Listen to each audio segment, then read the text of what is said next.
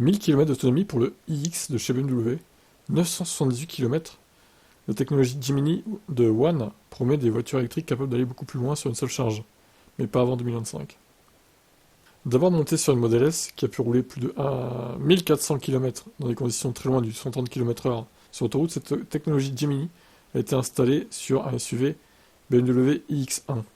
Donc la batterie fait 185 kWh, elle pèse 710 kg. Oui, oui, vous avez bien entendu. C'est incroyable, c'est une batterie similaire au Cybertruck, hein, clairement. C'est lourd, mais pas beaucoup plus que les énormes batteries des Mercedes EQS ou Volvo EX90, à la capacité très inférieure. Le tout avec une tension à 748 volts et une architecture très particulière combinant des cellules LFP et des cellules sans anode intégrées dans le même pack global. D'après One, cette double chimie permet d'optimiser l'efficacité dans la conduite de tous les jours, où les technologies LFP seraient meilleures, et les trajets à longue distance, où les batteries sans anode sont plus adaptées. Les LFP fonctionnent sur les 150 premiers miles, c'est-à-dire 240 km, puis les cellules sans anode prennent le relais. Oh, c'est bizarre. Un BMW iX équipé de ces batteries a été homologué avec une autonomie maximale de 978 km, dans les conditions de laboratoire prévues par cette norme européenne.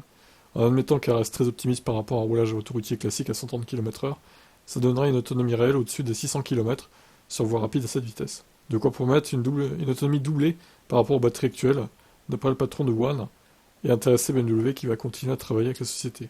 One annonce une industrialisation en 2025 sans préciser pour l'instant si ces batteries Gemini ont un coût astronomique. Ah bah à mon avis oui, hein, le prix il va doubler aussi. Hein. Ah, du coup ça, le X il pesait déjà plus de 2 tonnes 3 ou 4, là il va peser près de 3 tonnes en fait. 2 tonnes 8 quoi. 2 tonnes 7 peut-être, allez avec un peu de chance, s'ils ont réussi à gagner un peu de poids par-ci par-là avec la batterie.